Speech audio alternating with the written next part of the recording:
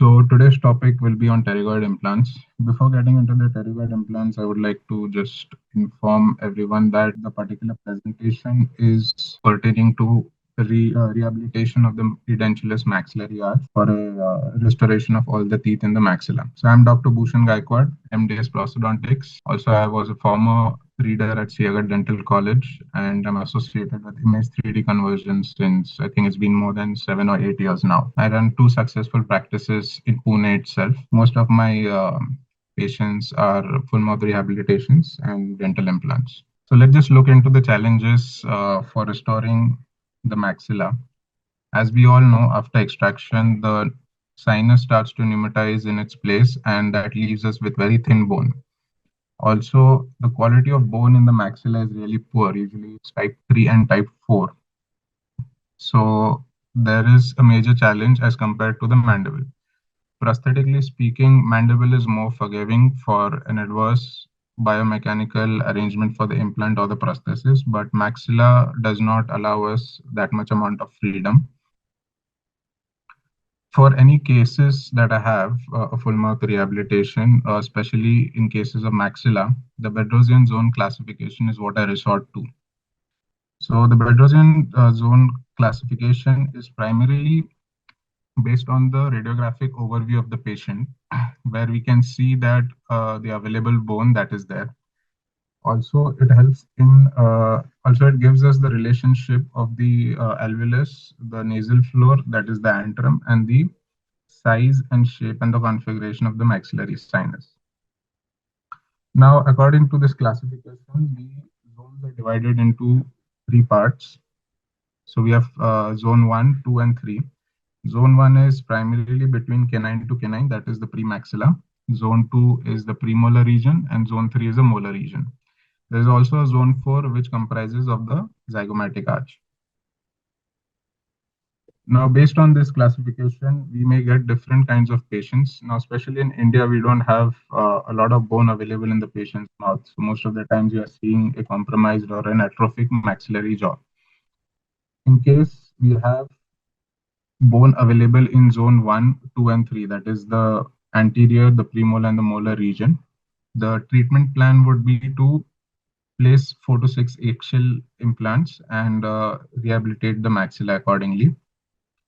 In case there is bone missing in zone 1 and 2, we can incorporate axial as well as distal tilted implants to increase the anterior posterior spread and restore the maxilla.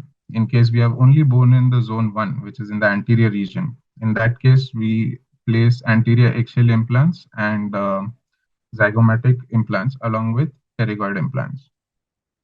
If there is insufficient bone, like in this case, usually the case is a quad zygoma. We have 4 zygomatic implants placed, 2 on each side, and a pterygoid implant. So the pterygoid implant has been implemented in practice since a long time. The implant is placed through the tuberosity into the pterygoid plates. Basically, the pterygoid processes are a part of the sphenoid bone. Now, before we get into the pterygoid implant, we need to understand what is the need for the pterygoid implants. As a prosthodontist, the stability of the prosthesis and seamless function of the patient is very important to me, with minimal complications or no complications. So the pterygoid implants function as an additional support, which is also called as an anchorage implant. Now, why it is called as an anchorage implant is because we do not restore the teeth up to the third molar. It acts as an additional support to the prosthesis. Hello.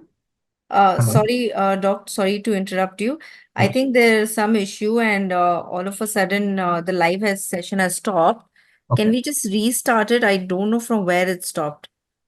So I'm just working. Just give me 2 minutes. All right. Thank you and sorry about this.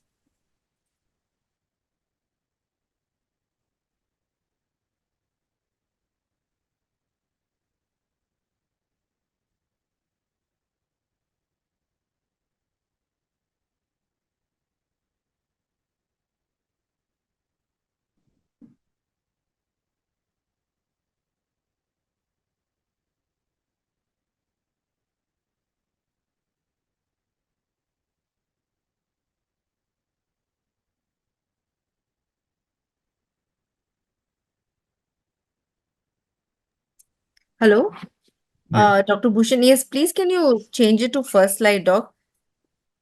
It appears that it's, yeah, and I'll reintroduce you. And can we start off again from here? Sure, sure, sure. Yeah. Are you ready, Yeah, yeah, I'm ready.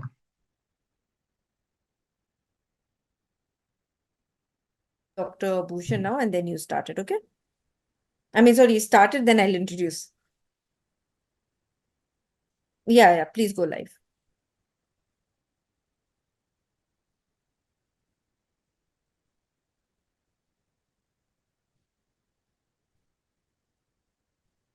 Hello, everyone.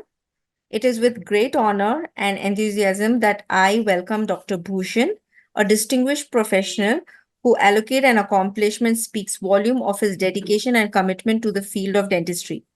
Doctor will be taking us through a comprehensive exploration on pterygoid implants and its planning. Over to you, Doctor. Yes. Hello, everyone. It's an honor to be given an opportunity to present on this platform by the image 3D conversion. We'll be looking into the pterygoid implants today. So the primary intention for speaking on pterygoid implants over here will be pertaining to rehabilitation of the entire arch of the maxilla. So I'm Dr. Bhushan, MDS Prosthodontics. I was a former reader at Siagat Dental College, and I'm associated with image 3D conversion for more than, I think, 7 or 8 years now. I ran two successful practices in Pune city itself. Those of you who have not visited the city, please, you're welcome to visit the city. It's really beautiful. So let's just get into the topic. Uh, so there are many challenges when it comes to restoring the maxilla. As we all know, after extraction of the maxillary teeth, the pneumatization of the maxillary sinus takes place, which leaves us with very less bone. Second challenge is the quality of the bone. In the maxilla, usually we have type 3 and type 4 bone, which is really soft. And compared to the mandible, the maxillary implant positioning and the prosthesis designing is very important. Some amount of uh, biomechanical compromise can be tolerated by the mandible, but in case of maxilla, it is very difficult due to the quality of bone that is available. When it comes to rehabilitating the maxilla, I usually resort to Bedrosian zone classification. This classification gives an overview of the patient on a radiograph. It also helps us to understand the relationship of the alveolus to the antrum, the size and the shape of the maxillary sinus. As it is marked over here, the zones are divided into three. We have the anterior zone, which is between the canine to canine. We have zone 2, which are the premolar region, and zone 3 is the molar region. There's also zone 4, which involves the zygomatic arch. Excuse me. As we are practicing in India, we don't get sufficient bone in the maxilla. Most of the times, it is highly resorbed, and there is insufficient space for placement of the implants. So as an overview, if we take different scenario, so scenario one, we have bone present in zone 1, 2, and 3. In such situation, the traditional actually placed implants are placed and the maxilla is rehabilitated. If there is a need for the distal implant to be tilted, that also can be done. In second scenario, where the bone is available in zone 1 and 2, which is the anterior and the premolar region, the distal implants are angulated or tilted distally with axial anterior implants. Scenario 3, where there is bone present only in zone 1, anterior axial implants are placed along with bilateral zygomatic implants as well as bilateral pterygoid implants. Or in some situations, sinus grafting is done and implants are followed. In case there is insufficient bone, like in this case, you can see in the anterior region, quad zygoma, two implants on each side, the pterygoid implants are also added. So pterygoid implants are nothing but the implants that are placed through the tuberosity into the pterygoid plate or the pterygoid bone. Before we get into the pterygoid implants, let's just try and understand why we need pterygoid implants in first place. So, as a prosthodontist, I always try to look at in a way that any prosthesis that is delivered supported by an implant does not have a cantilever. The pterygoid implant provides an additional support. It is also called as an anchorage implant. The anchorage implant, because we do not restore the teeth up to the third molar, we restore it up to the second molar only. The additional of pterygoid implant is going to give you an extra support, and it is going to increase your anterior posterior spread or the AP spread. It eliminates the cantilever, which is usually present in all on four kind of situation. It also increases the composite torque value. I'll visit that later on. It is an alternative to the zygomatic implants. For the zygomatic implants, which are placed in the molar region, they are more vertically positioned, and they are in close proximity to the orbital floor, and also as a rescue implant. The rescue implant, because in case there is a distal implant which is failing, you can add a pterygoid implant and have the arch restored. So pterygoid implant, many a times I use it as a rescue implant. Let's just take this situation. There's a 56-year-old male who had come to my clinic. He's actually a friend's cousin brother. So if you observe the maxillary arch, we have some teeth present in the anterior region, and in the second quadrant, we have a molar present. However, the sinuses, if you observe, they're extending up to the canine. Now, in this situation, what is going to happen is if you go with the all-on-4 kind of configuration, we'll have a large cantilever for the molars, because the emergence of the distal tilted implant will be somewhere between the first and the second premolar. That is going to compromise the entire situation. So, without incorporating the pterygoid implant, this is what the scenario will be. The green part shows the prosthesis which is supported by the implants, and the red is the cantilever. So the cantilever area is much larger, and this is going to give a lot of trouble further in the life of the patient. So while adding the pterygoid implant, what I've done is we can eliminate the cantilever. At the same time, we get a sufficient anterior posterior spread. Now, many a times patients want the full complement of teeth, that is up to the second molar, because a lot of factors go into that. One is the efficiency of mastication. By just adding that one molar is going to increase the masticatory function of the patient. Also aesthetics. Now, patients who have a smile line, whenever I observe a patient, we check the patient in two different situations when they're smiling. One is the normal smiling, and second is the exaggerated smile. So the buccal corridor space that is available, the amount of visibility of teeth is going to be there. That is going to determine how many teeth are we going to restore.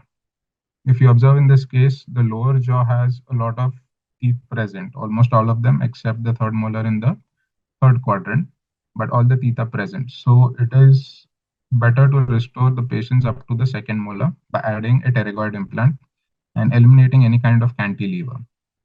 Also, in this situation, what is going to happen? The maxillary prosthesis, the rehabilitation of the maxilla, is going to be opposed by natural dentation, which usually apply excessive force onto the prosthesis as compared to a removable prosthesis in the opposing arch, or a all-on-4 kind of situation in the opposing arch.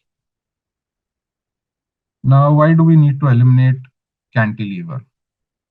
So in the image, if you all see, there is a large cantilever. This was one of my old cases where I had restored the patient, and eventually the patient, after functioning for 5 years, he had visited me, and I observed some kind of screw loosening that was happening frequently. So I added two more implants in the pterygoid region and eliminated the cantilever. The main reason for eliminating the cantilever is that it increases stress on the terminal implant. With increase in stress, there are a lot of studies that have been done regarding the stress that are applied onto the distal angulated implant, and this will lead to bone loss and eventually loss of osseointegration. Second reason is screw loosening. So the distal implant, because of cyclic loading, the screw is going to the prosthetic screw is going to get loose, and invariably the prosthesis is going to be loosened further on. That will lead to further loss of bone and maybe loss of osseointegration in case the patient does not realizes or visits the clinic after a long period of time. Increased screw fracture. Definitely, this is one of the nightmares. Excuse me. When you're using multi-unit abutments, and if there are any practitioners who are using multi-unit abutments, removing the fractured screw is really painful. It takes a lot of time, and there are chances of damaging the multi-unit abutment as well. And thirdly, prosthetic complications. The chances of fracturing the prosthesis that is on the cantilever, which will incur additional cost in the treatment plan, and most of the times the clinician has to bear it. So composite torque value. So composite torque value is nothing but the value which you derive after adding the torque of all the implants. They're summed together. Now the magic number for this, according to the studies done by Jensen, is more than 120 Newton centimeters. However, in my practice, I try to achieve something in the range of 150 and above 150, where I can sleep peacefully knowing that the immediately loaded implants will stay in their place comfortably. The key over here is to have rigidly splinted all the implants with the prosthesis. So during the function, there is equal distribution of forces over all the implants, as well as the prosthesis is stable. Now, when you add pterygoid implants in such situations, the pterygoid implant basically goes through a type 1 kind of bone, which is really dense, and it is going to give you a high torque value, which is around 40 or more than 40. So if you place pterygoid implants on both the sides, it will give you approximately a 60 to 70% increase. It will contribute to approximately 60 to 70% of the composite torque value for rehabilitating the maxilla. Yes, like I discussed, rescue implant. In case of all and four situations, you have a distal implant which is failing, and you need to rehabilitate it. So the conventional or the normal way to go about with it is you remove the implant, cure it, clean the entire area, graft it, wait for around 6 months, and then you place the implant and wait for another 3 to 4 months. Then you rehabilitate. Let's just see the two situations where a rescue implant is used and where it is not used. So when we are not using a rescue implant, that is the pterygoid rescue implant, two additional surgeries are required. There is approximately 8 to 10 months of additional time period that we need to give. The transitional prosthesis or the temporary prosthesis is shorter in length, so you can't really restore it with the other side molars. And at the end of doing all this, you're still going to have a cantilever. Now, in case of pterygoid rescue implant, there's only one additional surgery that is needed. We need to wait for 3 months in addition. We can keep the transitional or the temporary prosthesis in the patient's mouth, and we can eliminate the cantilever, which further eliminates all the complications inherent to cantilever design of the prosthesis. Before we get into the actual placement of pterygoid implants, let's just understand the surgical anatomy in the pterygoid region. So the pterygomaxillary bony complex comprises of three major parts. One is the maxillary tuberosity. Second is the pyramidal process of the palatine bone. And third is the pterygoid process of the sphenoid bone. Now in the image, you can see that they all fall in one line. First, let's just look at the maxillary tuberosity. The maxillary tuberosity is a very soft type 4 bone. Probably if there's something more less dense than type 4, we get in the maxillary tuberosity. Those of you who have done alveoloplasty in bulbous maxillary tuberosity region, you all can agree with me that that the bone just crumbles under the pressure of the instrument itself. So it has a large marrow space. It is in close proximity with the maxillary sinus. So the distal wall and the floor of the maxillary sinus in that region is really close. And as the edentulous period increases, the bone in that region decreases. Also, the pneumatization of sinus also increases. So the distal wall or the floor of the maxillary sinus is going to help us determine the angulation for the pterygoid implant. Next is the palatine bone, the pyramidal process of the palatine bone. This bone is a very dense bone. We have a type 1 bone, which is really hard and corticated. Uh, the dimensions are very important here because that is going to help us decide on the angulation and the depth and the length of the implant. So the average thickness of this particular region is 6.5 millimeters anterior posteriorly, which allows us around 6 to 7 millimeters of dense cortical bone to engage with our implant and get a primary fixation or osteofixation in that region. The mesiodistal dimension is around 5 to 9. So these are the average values that were calculated through the cadaver uh, studies that were done. And the mean height is around 13.1 millimeters. Next is the pterygoid process of the sphenoid bone. We all know that the pterygoid processes are two. One is the lateral pterygoid and the medial pterygoid. So the lateral pterygoid has a lot of muscle attachment, your medial and lateral pterygoid muscles. The medial pterygoid does not have many structures associated with it. Again, this is a hard bone, which is a dense type 1 kind of bone, and it connects sphenoid bone to the palatine bone. When we check the CBCT of the patient, the radiolucency or the density is very clear in that region. Now, this would be a maxillary tuberosity, and this is your pyramidal process and the pterygoid process. So the maxillary tuberosity is highly radiolucent compared to the pyramidal process and the pterygoid process. Same thing over here. If you observe, this is our tuberosity where there is a lot of emboliization that has taken place. Then you have the pyramidal process and the pterygoid process. So we are getting a lot of hard bone to engage our implant in. So most of the implant will be in the type 1 bone. Next is the pterygoid venous plexus. Now, usually, one of the complications is hemorrhage that takes place is because when you're placing the pterygoid implant, if you go too laterally, you're going to puncture the venous plexus and have a lot of hematoma. So these venous plexuses are wall-free and they're located in the infratemporal region. They continue with the cavernous sinus up here, and they eventually convert into the maxillary vein. So there's a high potential for the hemorrhage, like I said. In case your implant is going too lateral as in lateral to the lateral pterygoid, there's a chance of rupturing these veins and cause a lot of hematoma.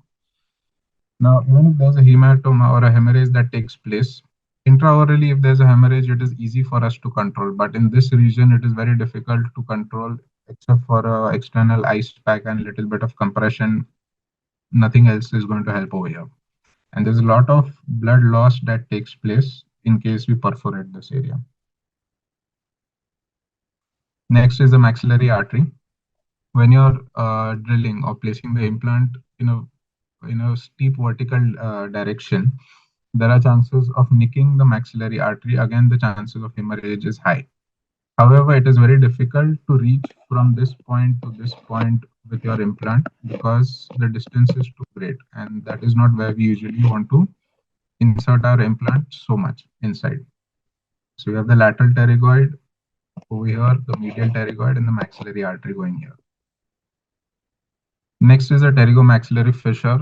In anatomy, we have been taught about the pterygomaxillary fissure. I will not get into the depths of it. We'll just look at the structures that are associated with it. Again, if your implant placement is too vertical in this particular direction, your chances of coming in close proximity with the posterior superior alveolar nerve or the maxillary artery is higher. Again, this is a very difficult or a situation very difficult to achieve to reach in that region.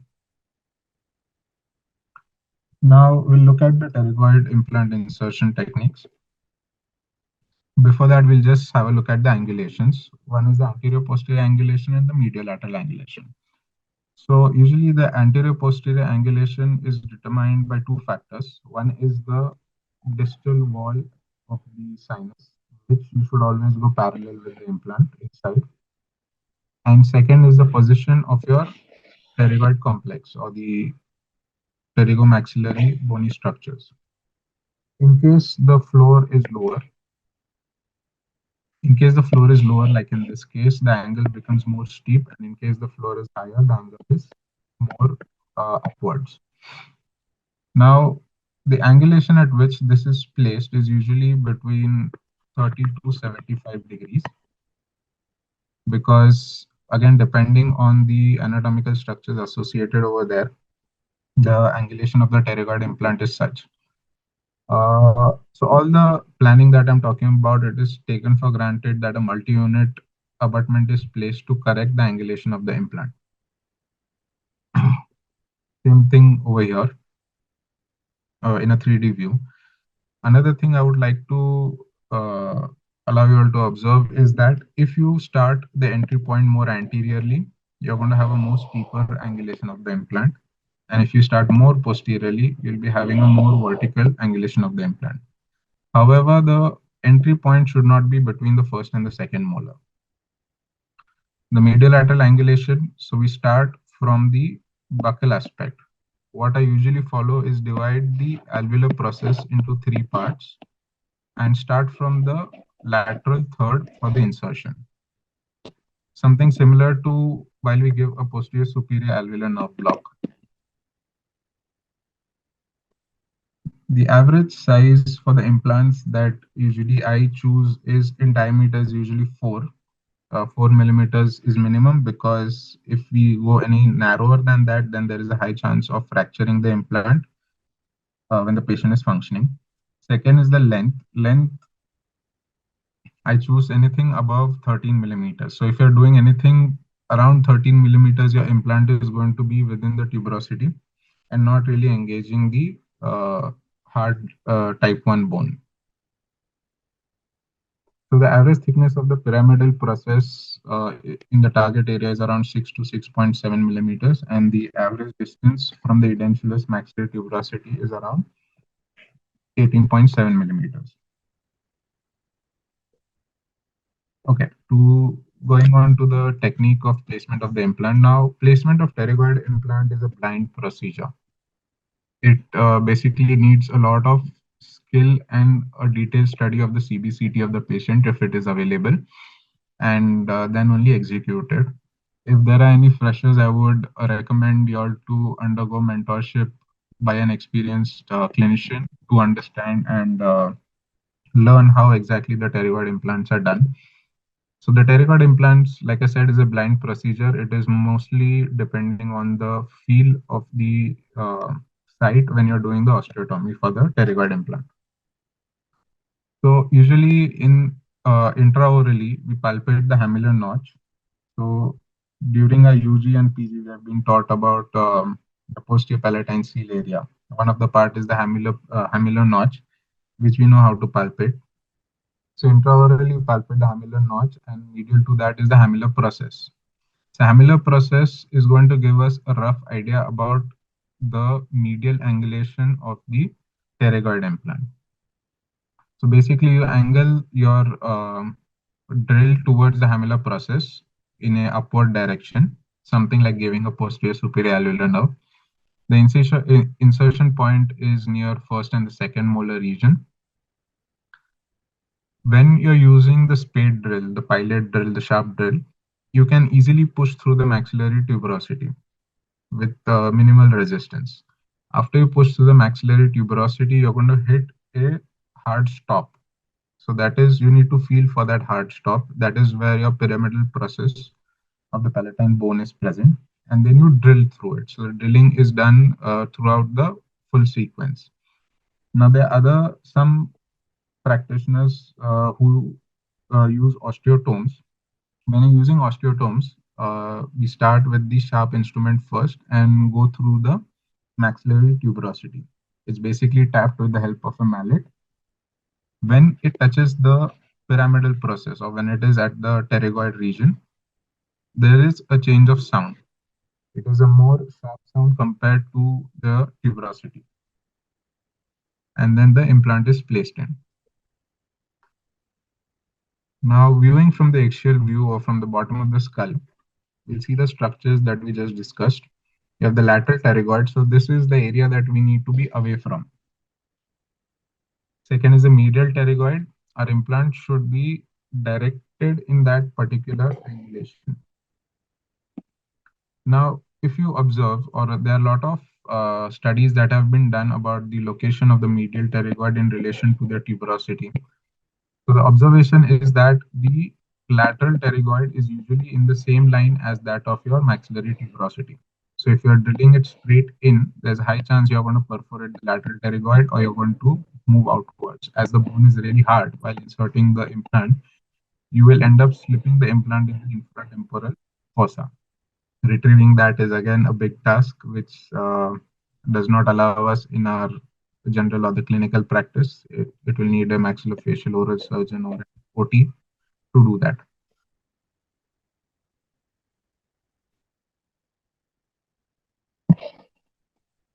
So next is the hamular notch, the hamular process, the hamular notch that is there. Now in this particular region, if you'll observe, we have the greater palatine foramen. We have the greater palatine foramen. So in case you are angulating it too medially, there is a high chance that you're going to perforate the foramen over here. Also in the mesial anterior side. So whenever we are planning the implant, we palpate the hamular process, which has the medial pterygoid plate. We start from the first or the second molar region and direct it towards it. So this is the area that we need to target with our osteotomy and then eventually place the implant. If you're going straight, like I said, you will go into the lateral pterygoid plate. So lateral pterygoid plate has attachment of the medial and lateral pterygoid muscles. The patient is going to experience a lot of pain. There's going to be bleeding, and severe trismus is going to be experienced by the patient. Although there are chances that you will have primary fixation of the implant in that region, but the patient is going to have a lot of discomfort during function. Another tip that I would suggest is whenever we are drilling, I don't know if you all have observed, when we are drilling through a soft bone and a hard cancellous bone. So when you're drilling to hard cancellous bone, the drill collects bone chips. When you're drilling for the pterygoid implant, as it is a blind procedure, you need to check the drill every time. When you're doing that, check that you're in the bony structure only. The only way to understand that is that the drill is going to collect bone chips. That means we are in the right direction. And with some amount of resistance when you're doing the osteotomy. Again, it's a blind procedure. The anatomical structures or the surgical anatomy is very important to understand, and the implant system that you're using along with the armamentarium, in-depth knowledge is very needed. When you're drilling it, like I said, if there is no hard stop present, that means you're likely gone too superior or too lateral. So you retrieve your drill and re-angulate it to the point that you feel a hard stop. And then after that, you follow the osteotomy. Pterygoid implant failures usually occur immediately after the placement, not in a long term. Apart from that, the failures of implant that have been there in the review studies, long term that were observed, they're similar to that of our conventional implants that we have used. Complications, hemorrhaging is one of the major complications because if we end up rupturing the artery or the venous plexus, you're going to have major hemorrhage in that region. Second is the trismus. So trismus is going to be experienced by most of the patients because in that region we have the muscle insertions, and after we do the osteotomy there is some amount of local inflammation that takes place following implant placement. The trismus can be managed by simple exercises of jaw opening and closing, also with the help of analgesics and anti-inflammatories. The third and major complication is displacement in the infratemporal fossa. This is usually observed in two situations: when your implant insertion force towards the apex of the implant is too high and you have gone laterally. And second is in case of immediate placement in the third molar region. Already the bone is really thin, is really soft in that region. If you go to place with little bit of force application, you're going to end up dislodging the implant in the infratemporal fossa. Contraindications, apart from the conventional contraindications, we have two main contraindications for pterygoid implants. There is limited mouth opening. Obviously, the region that we are addressing here is posterior in the first or second molar region.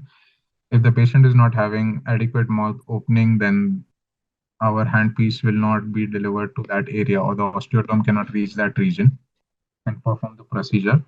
Even if we somehow manage to do that, the prosthetic phase is going to be another troublesome, because while making impressions, we need to attach the impression pillars onto the multi-unit abutments, delivering the prosthesis, the prosthetic screw tightening, the closing of the prosthetic screw axis. All of those steps are going to be really troublesome.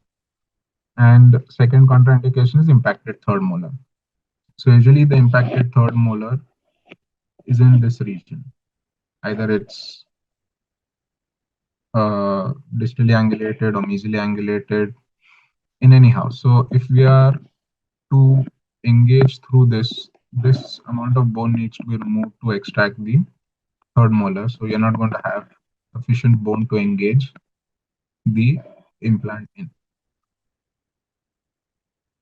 All right. So are there any questions? We can take up some questions while I open up the CBCT of the patient to just go through the planning.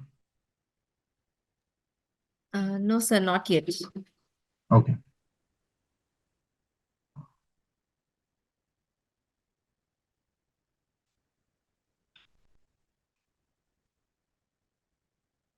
Okay. I hope the screen is visible to everyone. So this is again one of my cases which I had planned.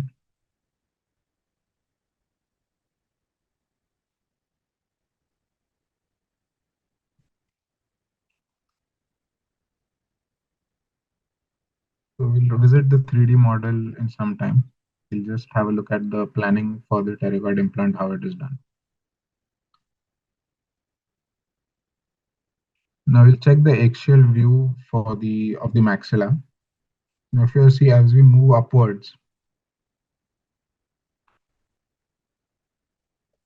we are having the two pterygoid areas. We have the medial pterygoid and lateral pterygoid over here. Okay, how do I mark this? Ah, so we have the medial pterygoid and the lateral pterygoid. If you'll observe the medial pterygoid and the lateral pterygoid position, from the alveolar ridge, the lateral pterygoid is in straight line. So you need to keep this in mind and do not enter it in a straight line. You're going to end up in the lateral pterygoid where the muscle insertions are there. Okay. Second thing is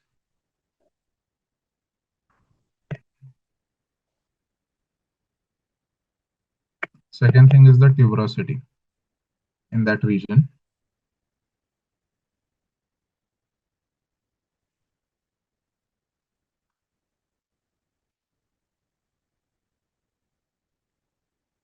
So tuberosity, if we all can see that it is highly radiolucent and it's very soft. And you want to engage when you're going through the maxillary tuberosity, you need to be really careful because the bone just crumbles under the pressure of the instrument. So let's have a look at the 3D view.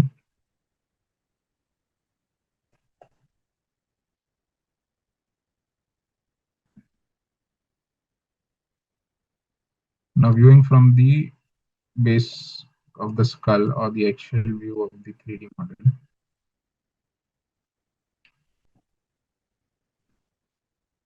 the direction and the angulation of the implant. Just give me a second.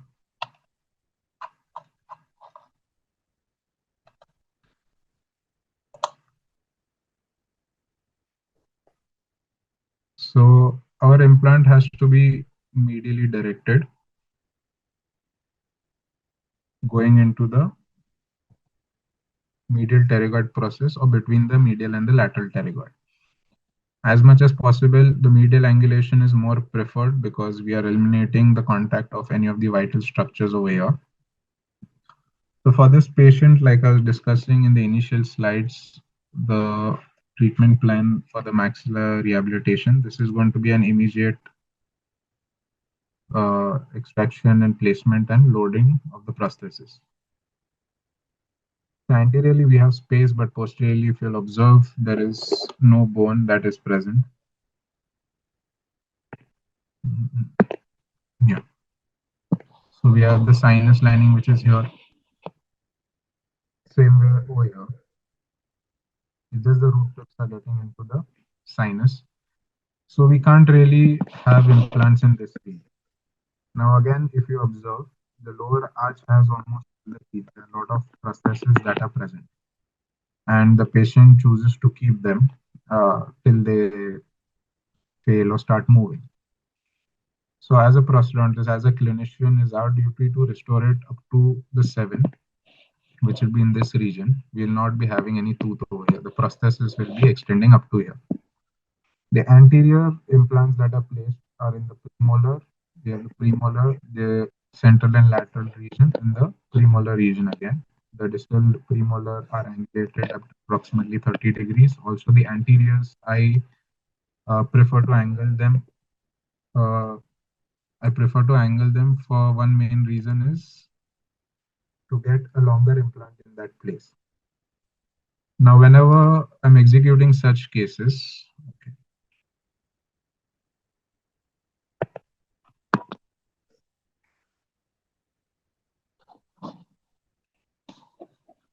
now, whenever executing such cases, I like to engage the cortical plate that is present at the nasal floor or the maxillary sinus. Now, if you'll observe that I'm really close to the nasal floor. So during osteotomy, I will be perforating that and engaging the tip of the implant into the cortical plate. That will allow me, one is a longer implant, and second is there will be osteofixation immediately, and that will allow me to give a immediate prosthesis. Yes, the patient is going to undergo a lot of bone reduction. Most of the bone is just useless for us, and during extraction, most of the times the bone undergoes fracture with such multiple teeth that are present. And the patient will have a full complement of teeth up to the third molar. All right, so I think that wraps up the topic. If